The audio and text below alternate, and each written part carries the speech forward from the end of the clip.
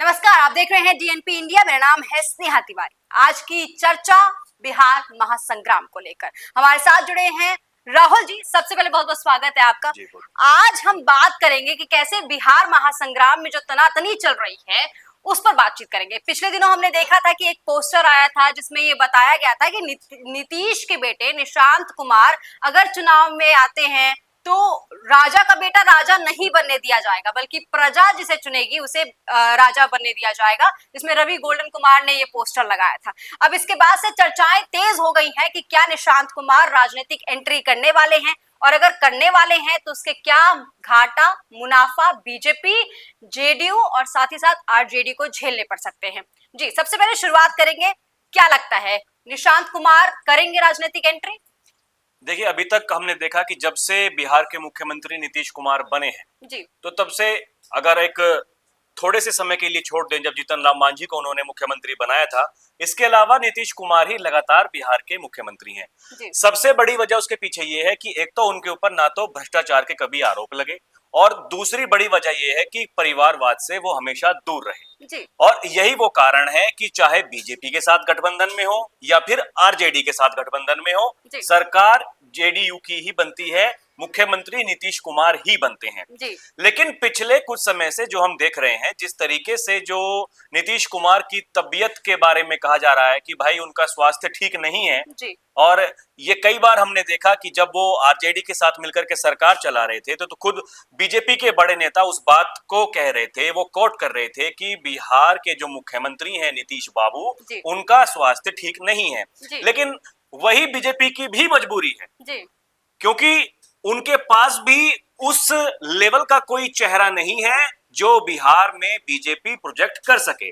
और यही वो कारण है कि ज्यादा सीटें होने के बावजूद, बीजेपी के पास में ज्यादा विधायक हैं, उसके बावजूद मुख्यमंत्री नीतीश कुमार हैं। और नीतीश कुमार अगर मुख्यमंत्री हैं तो क्योंकि आज तक परिवारवाद से वो दूर रहे हैं, भ्रष्टाचार के उनके ऊपर कभी आरोप नहीं लगे हैं, यही वो कारण है कि बिहार की सत्ता नीतीश कुमार के इर्द गिर्द ही रहती है। जी, यहाँ पे मैं आपको ये भी कहना चाहूंगी कि किस तरीके से वो हमेशा, नीतीश कुमार हमेशा परिवारवाद के खिलाफ रहे हैं, ये हम देखते रहे हैं। लालू प्रसाद यादव पर जमकर हमलावर होते रहे हैं नीतीश कुमार जब उनके बेटे ने राजनीतिक एंट्री मारी थी। लेकिन अब सवाल ये है कि अगर निशांत नहीं तो कौन संभालेगा फिर कमान? अभी देखिए, क्योंकि इससे पहले भी काफी सारी चर्चाएं ऐसी चली, जब बीजेपी और जेडीयू का गठबंधन हुआ दोबारा से और सरकार जब बनी, मुख्यमंत्री की शपथ ली नीतीश कुमार ने, तो उसके बाद में देखिए लोकसभा का चुनाव था। लोकसभा के चुनाव में यह कहा जा रहा था कि इस बार बीजेपी वहां पर बहुत अच्छा प्रदर्शन करने वाली है और जेडीयू का उस तरह का प्रदर्शन नहीं होगा। कुछ लोग तो ये भी कह रहे थे, जो राजनीतिक जानकार हैं, उनका ऐसा मानना था कि ये नीतीश कुमार का आखिरी चुनाव होगा। लेकिन हमने देखा कि जेडीयू का प्रदर्शन वो वैसा ही रहा जैसा बीजेपी का था, बल्कि कुछ सीटें जेडीयू की ही फालतू उस समय लोकसभा चुनाव में आई। तो ये अपने आप में दर्शाता है कि भले ही गठबंधन बीजेपी के साथ में हो या फिर आरजेडी के साथ में हो, लोग बिहार के वो नीतीश कुमार के साथ हैं। नीतीश कुमार के चेहरे पर अगर वोट दे रहे हैं, पिछली बार भी जब विधानसभा का चुनाव था तो उस समय बीजेपी और जेडीयू का गठबंधन था, सबसे कम सीटें जेडीयू को मिली, सबसे ज्यादा आरजेडी को मिली। और उस समय आरजेडी की तरफ से यह कहा गया कि अगर उस चुनाव में हम कांग्रेस को ज्यादा सीटें लड़ने के लिए नहीं देते, अगर जितनी सीटें वो मांग रहे थे उतनी दे दी कि भाई ठीक है, लड़िए, गठबंधन है, गठबंधन में चाहे कांग्रेस जीते या फिर आरजेडी जीते, सरकार तो गठबंधन की ही बनेगी, महागठबंधन की। लेकिन कांग्रेस उस तरह का प्रदर्शन नहीं कर पाई और आरजेडी को नुकसान हुआ कि वो सरकार बनाते बनाते रुक गए और गठबंधन जो एनडीए गठबंधन है उसकी सरकार बनी। लेकिन उसके बाद में फिर से नीतीश कुमार जी नाराज हो गए, फिर चले गए बीजेपी के पास में। तो नीतीश कुमार नाराज बहुत जल्दी हो जाते हैं जी, और बहुत जल्दी मान भी जाते हैं। थामे रखने के लिए क्या करना पड़ेगा बीजेपी को? क्योंकि देखिए, दूसरी बड़ी पार्टी है बीजेपी बिहार में, 74 विधायकों के साथ वहां पर वो है। लेकिन उसके बावजूद अगर नीतीश कुमार को वो मुख्यमंत्री बना रहे तो जरूरी है ये बात कि जितना ही बीजेपी को नीतीश कुमार की जरूरत है उतना ही नीतीश कुमार को बीजेपी की जरूरत है। तो अब नीतीश कुमार की जगह लेने वाला कोई नहीं है, और नीतीश कुमार कब तक इनके साथ रहते हैं ये भी एक बड़ा सवाल है। जब ये आखिर बार जब ये गठबंधन तोड़ा था नीतीश कुमार ने आरजेडी से, तो जी। उस समय की ये बातें हैं कि बहुत सारे जो नेता हैं, जो वरिष्ठ नेता हैं जेडीयू के, जी। वो आरजेडी के संपर्क में थे। जी बिल्कुल। और चाहे आरजेडी हो या फिर बीजेपी हो, उनकी निगाहें जो हैं वो जेडीयू के नेताओं पर हैं। जी। जो नीतीश कुमार के बाद में जो पार्टी के दिग्गज नेता हैं, हाँ जी। उनकी कोशिशें लगातार, चाहे कोई सी भी पार्टी हो, देखिए जी। उनकी कोशिश ये रहती है कि हम जेडीयू पार्टी को तोड़ लें और विलय कर लें, भले ही वो आरजेडी में हो या फिर वो बीजेपी में हो। जी। तो नीतीश कुमार हमेशा से ही घबराए हुए रहते हैं कि भाई मैंने जो ये पार्टी बनाई है, इस पार्टी का नुकसान अगर उस तरह से होगा तो भाई आधे चले जाएंगे आरजेडी में, आधे चले जाएंगे बीजेपी में, तो मेरे बाद कौन? वही। ये अभी भी बड़ा सवाल है कि नीतीश कुमार के बाद बिहार की राजनीति में कौन जी जेडीयू कौन के होगा उत्तराधिकारी? जी जी।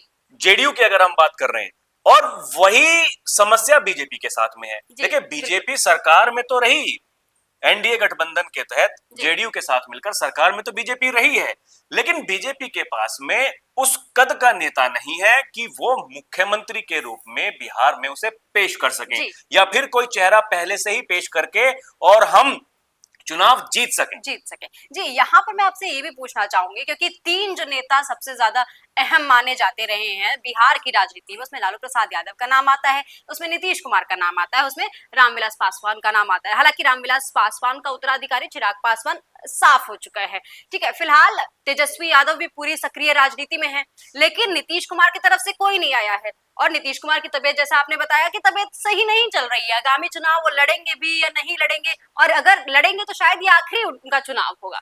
फिर क्या होगा आखिरकार? ये दो लोगों ने अपना उत्तराधिकारी घोषित कर दिया है, तीसरे का क्या होना है ये आप बताइए।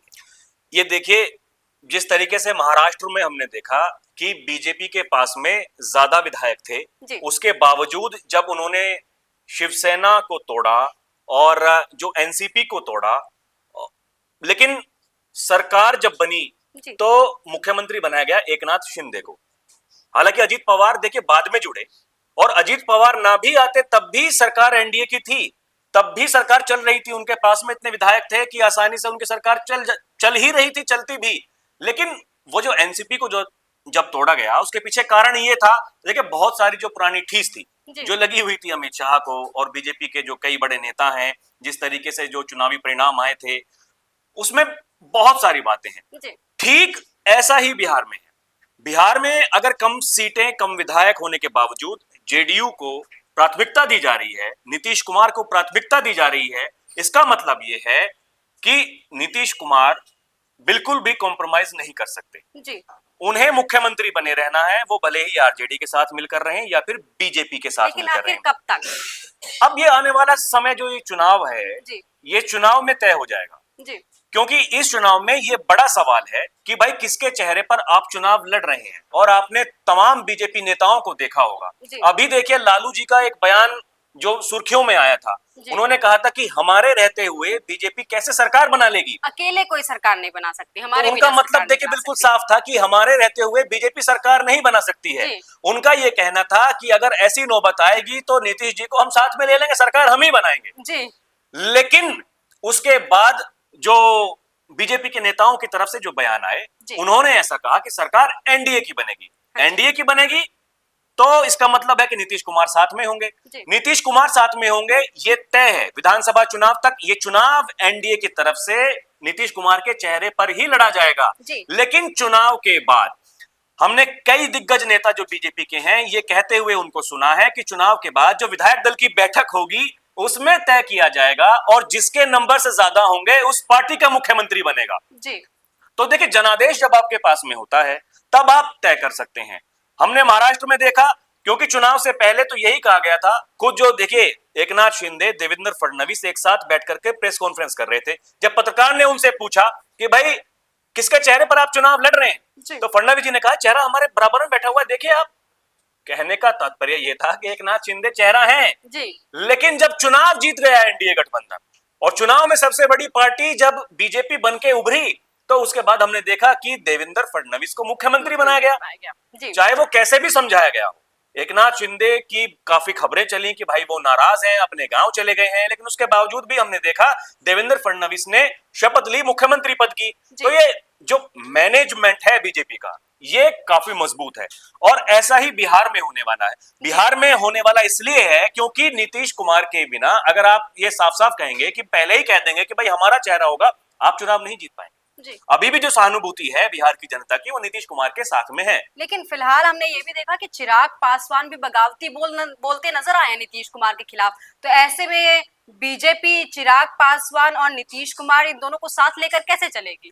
नहीं, जो चिराग पासवान है उनके अगर आपने जो कमेंट सुने होंगे या फिर जब भी वो बोलते हैं तो वो साफ साफ बोलते हैं कि मेरे प्रधानमंत्री जी। तो ये तो साफ है कि ये तो कहीं नहीं जाने वाले हैं। चिराग पासवान बीजेपी के साथ में ही रहने वाले हैं। पहले भी हमने देखा जब आरजेडी के साथ मिलकर के सरकार चला रहे थे नीतीश कुमार, तो जो चिराग पासवान की पार्टी के प्रवक्ता हैं वो कई टीवी डिबेट्स पर आकर के वो नीतीश कुमार को क्या कुछ नहीं बोलते थे वो। जी बिल्कुल। लेकिन जैसे ही सरकार में अब है, देखिए एनडीए में वो साथ है, बिहार सरकार में वो सहभागी हैं। बिल्कुल। तो ये साफ साफ ये दिखाता है कि इस समय रहते हुए आपको कुछ ना कुछ तो अपनी नीतियों में आपको चेंजेस करने पड़ते हैं। वो चेंजेस इस तरीके से हो जाएंगे, लेकिन चिराग पासवान भी फिलहाल उनका उतना कद नहीं है कि वो और बीजेपी मिलकर के आसानी से वो आरजेडी को, और नीतीश कुमार अगर चले जाएं आरजेडी के साथ में, उनको हरा दें। जी अच्छा, बिहार में चूंकि हमने पहले भी बात की है तो हमने चर्चा की है कि जातिवाद जो है वो पूरी तरीके से नसों में बसा हुआ है। जब लोग वोट देने जाते हैं घरों से निकलकर तो वो देखते हैं कि हमारी जाति का है या नहीं है। ऐसे में बीजेपी या जेडीयू या आरजेडी, इन तीनों ही पार्टियों के लिए कितना मुश्किल होगा अकेले चुनाव लड़ना और अकेले सभी जातियों को रिझाना। नहीं, अगर अकेले ही चुनाव लड़ना होता तो बीजेपी, ये देखिए कुछ दिन पहले जब देश के इतने बड़े नेता, गृह मंत्री, ये भरी सभा में उन्होंने कहा कि नीतीश कुमार के लिए हमारे दरवाजे हमेशा हमेशा के लिए बंद हैं। नीतीश बाबू आप हमारे साथ में अब नहीं आ सकते।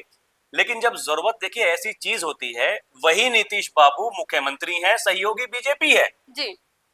तो अकेले बीजेपी चुनाव लड़कर के चुनाव जीत जाएगी, ये मुमकिन नहीं है जी। देखिए बिहार को अकेले जीत पाना ये वाकई में चाहे कोई सी भी पार्टी हो उसी के लिए मुश्किल है जी। जो पिछले चुनाव परिणाम हमने देखे हैं उसमें आपने देखा होगा कि जिस तरीके से जो गठबंधन करने की जरूरत पड़ती है, चाहे वो महागठबंधन हो या फिर वो एनडीए हो। अगर हम बिहार की बात कर रहे हैं, महागठबंधन में सबसे जो मजबूत है वो आरजेडी है जी। और चाहे उसके पीछे लालू यादव हो और या फिर तेजस्वी यादव। ये कहा जाता है कि यादव प्लस मुस्लिम समीकरण वो लेकर के चलते हैं। बीजेपी लगातार हिंदुत्व की बात कर रही है, लेकिन बहुत सारी जगहों पर हिंदुत्व की बात को भी फिट बैठाना ये अपने आप में मुश्किल है। इसलिए जातीय समीकरण बहुत जरूरी होते हैं। बीजेपी तमाम ये कोशिश कर रही है। पिछले दिनों हमने देखा कि गिरिराज सिंह स्वाभिमान यात्रा निकाली उन्होंने, और तब देखिए काफी सारी चर्चाएं ये चलने लगी थी कि भाई बीजेपी एक मुख्यमंत्री का चेहरा प्रोजेक्ट कर रही है। लेकिन कुछ दिन चली, जब तक उनकी यात्रा चली ये खबरें तब तक ही चली। तो बिहार के जातिगत समीकरण को साध कर ही आप चुनाव जीत सकते हैं। यही बीजेपी की कमजोरी है, और यही जो महागठबंधन की अगर हम बात कर रहे हैं तो उनकी ये ताकत है, और ये ताकत हर चुनाव में हमें नजर आती है। हालांकि पिछले कुछ चुनावों में हमने ये देखा है कि बीजेपी जिस तरीके से संघ के साथ मिलकर के वो काम कर रही है, अगर वो बिहार में हमें होता हुआ दिखाई देता है तो शायद परिणाम कुछ अलग हो सकते हैं। लेकिन फिलहाल के समय, अभी वर्तमान की अगर हम बात करें तो वो मुमकिन नहीं है कि एकमुश्त होकर के अगर भाई हिंदुत्व का मुद्दा चल जाए तो वो बीजेपी को जिता करके ले जाएगा। और यही मजबूरी बीजेपी की है, यही मजबूरी जेडीयू की भी है जी। ठीक है, सवालों का जवाब हमने आपसे पाया, बहुत शुक्रिया। लेकिन सवाल फिलहाल यही है कि क्या निशांत कुमार लेंगे अपनी राजनीतिक एंट्री, और अगर लेते हैं तो क्या होने वाला है बिहार महासंग्राम के परिणाम। आपको क्या लगता है कमेंट सेक्शन में लिखकर जरूर बताइएगा। ऐसी और तमाम खबरों के लिए बने रहिए DNP इंडिया के साथ। शुक्रिया।